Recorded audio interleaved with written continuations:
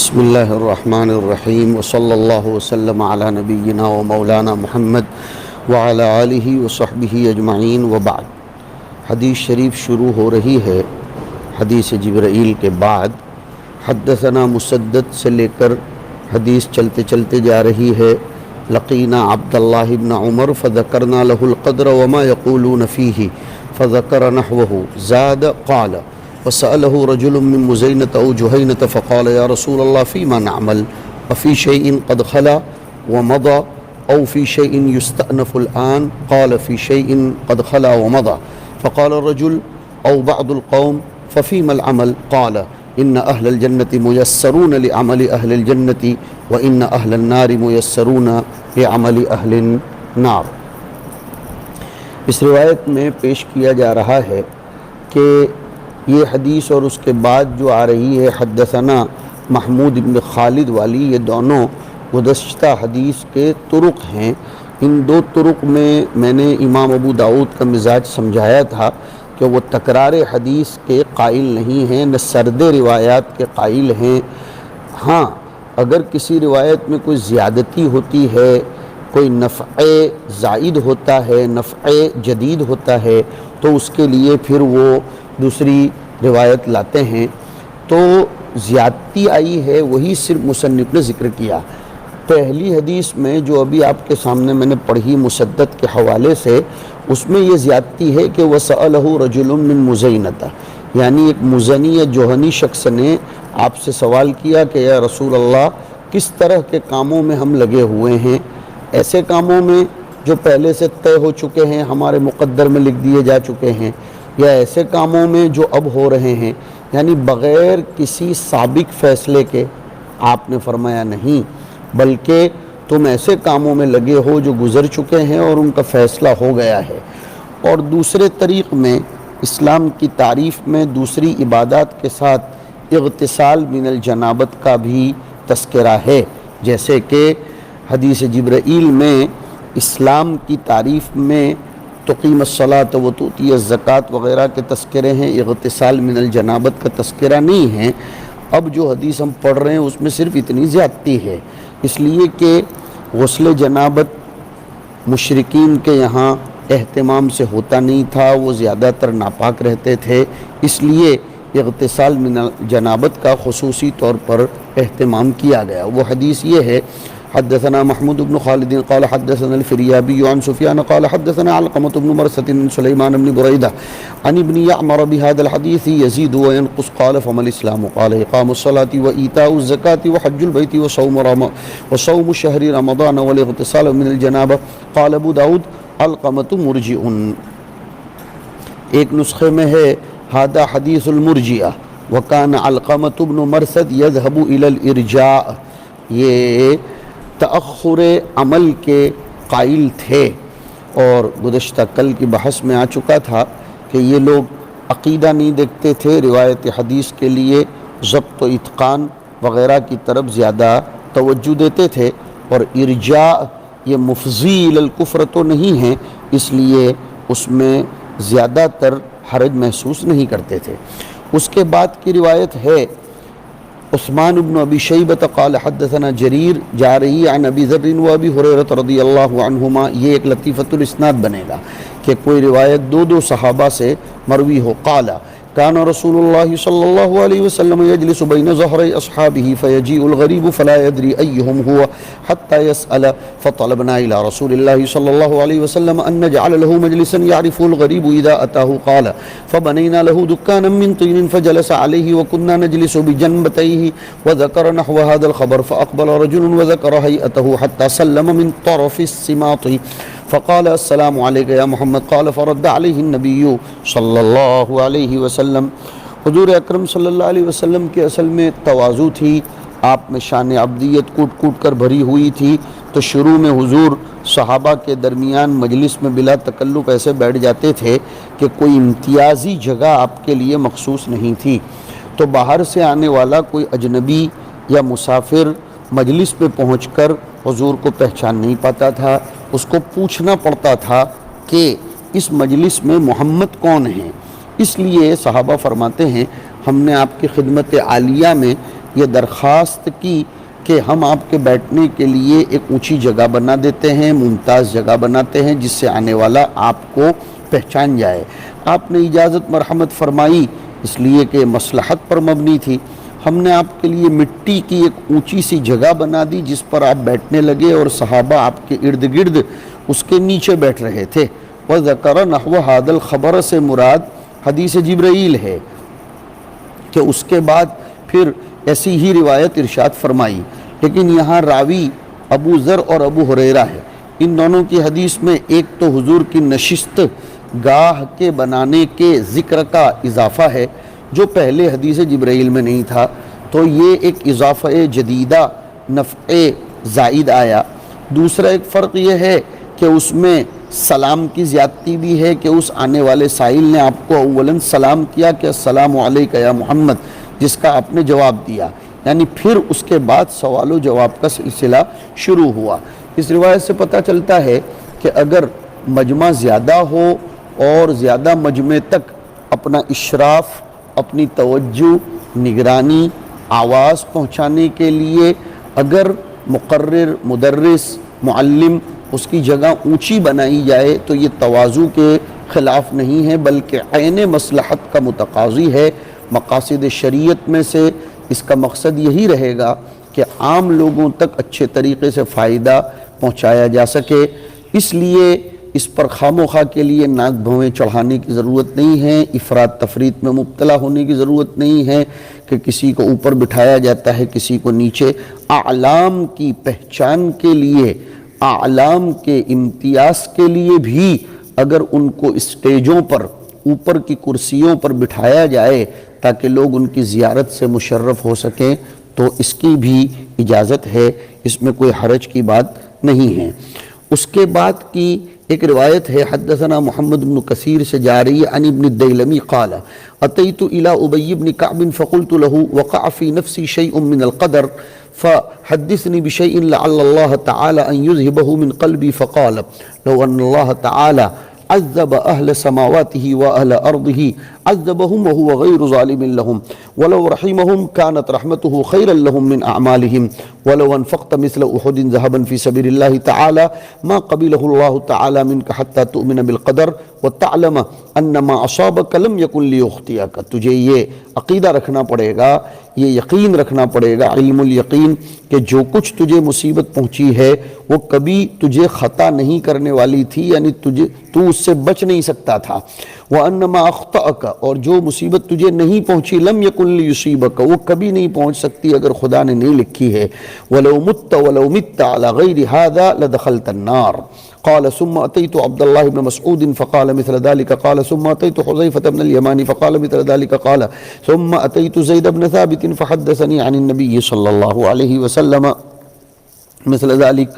تو عبداللہ ابن فیروز دیلمی کہتے ہیں کہ میں حضرت ابی ابن کعب رضی اللہ تعالیٰ عنہ کے پاس گیا، میں نے ان سے عرض کیا کہ میرے دل میں عقیدہ تقدیر کے بارے میں عجیب عجیب شک شبے پیدا ہو رہے ہیں، آپ مجھے کوئی ایسی بات کہہ دیجئے کہ جس کی برکت سے اللہ میرے دل سے وسوسے کو دور کر دے۔ تو انہوں نے فرمایا کہ دیکھو صاف صاف سن لو، اگر اللہ تعالیٰ تمام آسمان والوں اور تمام زمین والوں کو عذاب دینے لگے تو وہ اس عذاب دینے میں ظالم نہیں ہوں گے، کیونکہ سنو بچوں، ظلم تو کہتے ہیں دوسرے کی ملکیت میں تصرف کرنے کو، اور یہاں تو یہ بات ہے نہیں، ساری مخلوق اللہ کی اپنی ملکیت ہے، اس کی اپنی چیز ہے، وہ اس میں جو چاہے کر سکتا ہے، اور اگر عذاب کے بجائے وہ سب کے ساتھ رحم و کرم کا معاملہ فرمائے تو یہ بھی اللہ کا معاملہ ہے، اس کی رحمت ان کے اعمال خیر سے بدرجہ بہتر۔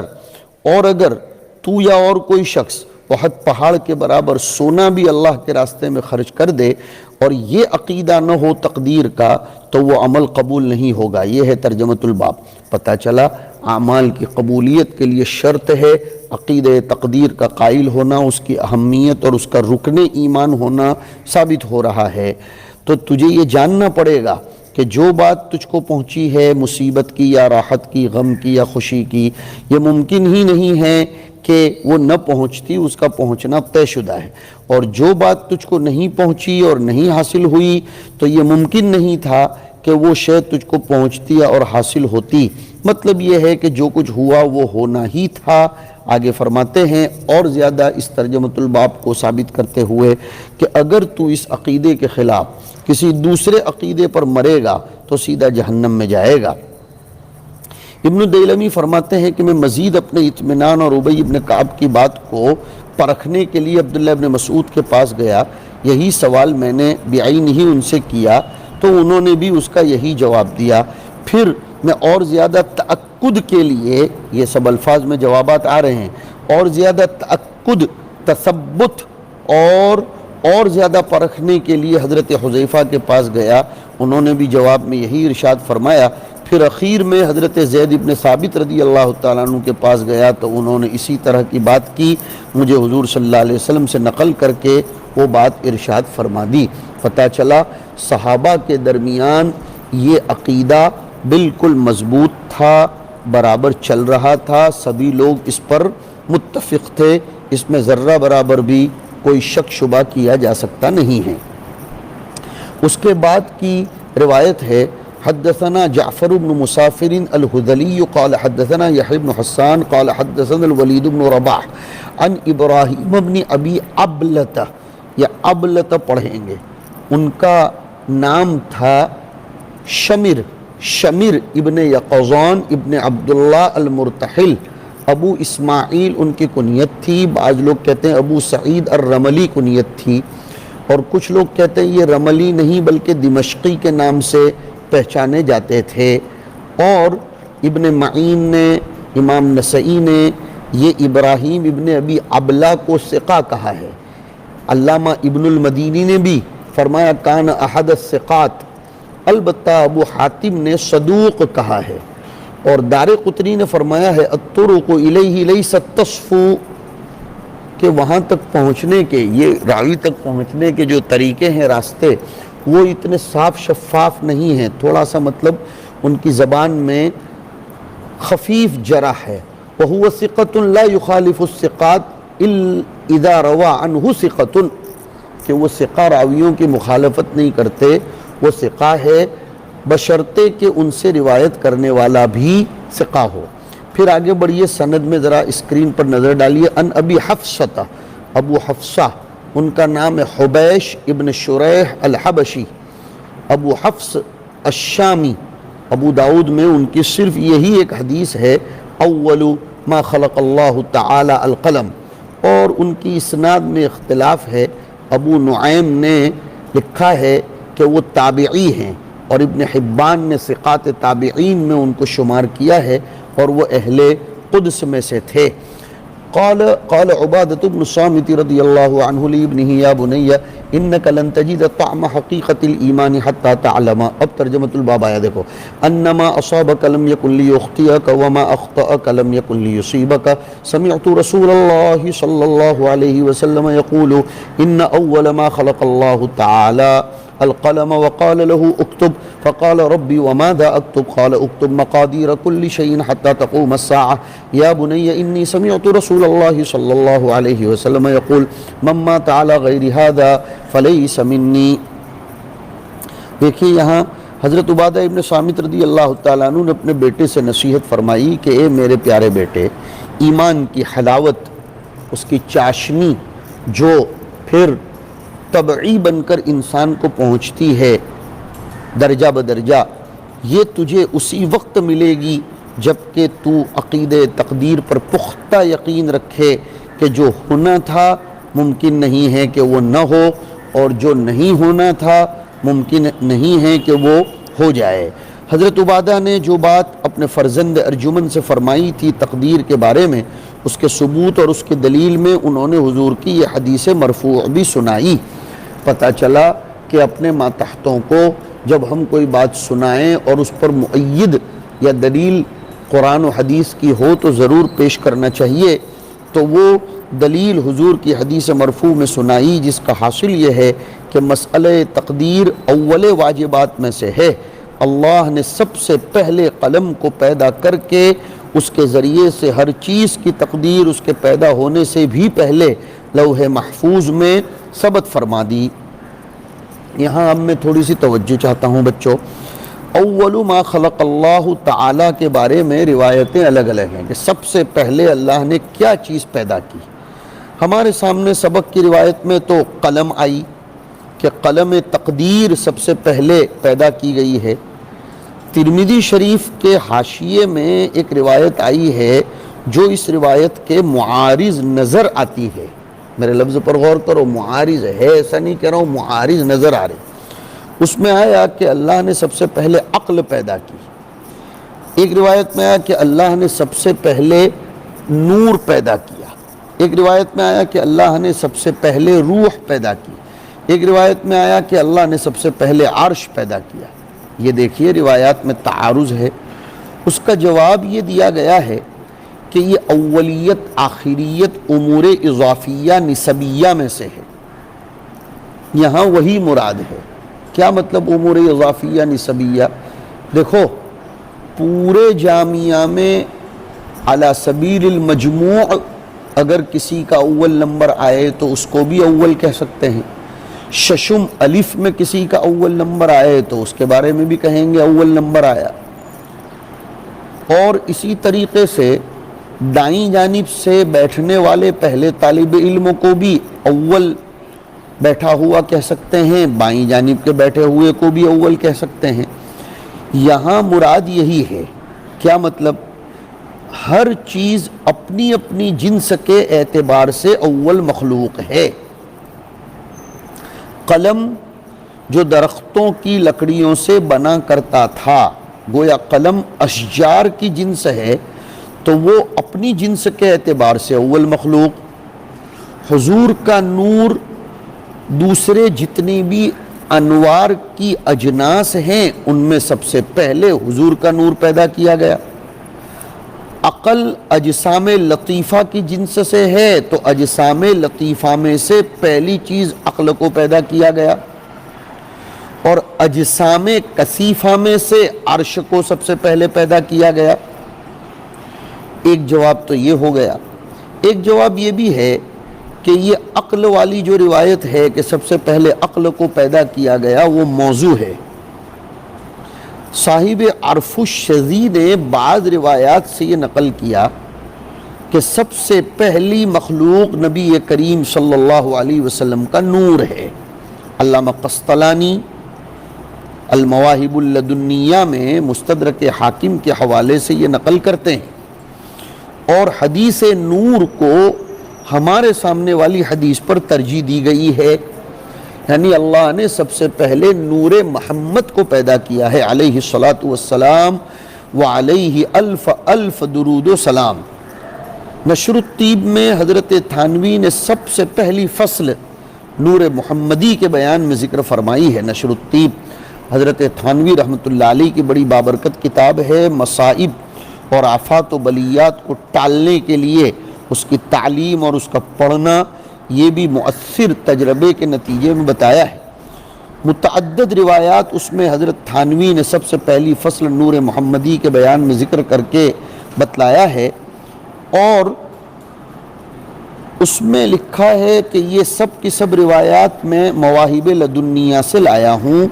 اس میں سب سے پہلی روایت جو نقل کی ہے وہ مصنف عبد الرزاق کی حضرت جابر ابن عبداللہ انصاری کے حوالے سے آئی کہ حضرت جابر فرماتے ہیں میں نے پوچھا کہ اللہ کے رسول میرے ماں باپ آپ پر فدا ہوں، مجھ کو بتلائیے کہ ساری چیزوں سے پہلے اللہ نے کون سی چیز پیدا کی؟ حضور نے فرمایا جابر اللہ نے تمام چیزوں سے پہلے تیرے نبی کا نور اپنے نور سے پیدا فرمایا۔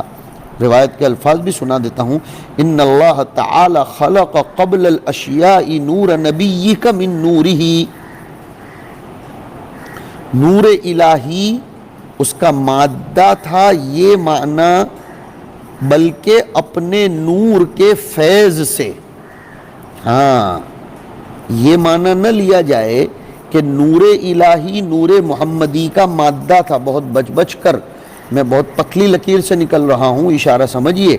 یہ مطلب نہ لیا جائے کہ نور الہی اس نور کا مادہ تھا، بلکہ مطلب یہ ہوگا اپنے نور کے فیض سے تیرے نبی کا نور پیدا کیا۔ جیسے انما المسیح عیسی ابن مریم رسول اللہ وَكَلِمَتُهُ أَلْقَاهَا إِلَى مَرْيَمَ وَرُوحٌ مِّنْهُ، وہاں جو من کا معنی بیان کیا جاتا ہے وہی یہاں من نورہ کا مطلب لینا پڑے گا۔ جو جواب وَرُوحٌ مِّنْهُ میں من کو تبعیض کے لیے کوئی نہیں مانتا، ورنہ حضرت عیسیٰ کا جزو الہ ہونا لازم آئے گا بلا تفریق مسلک و ملت۔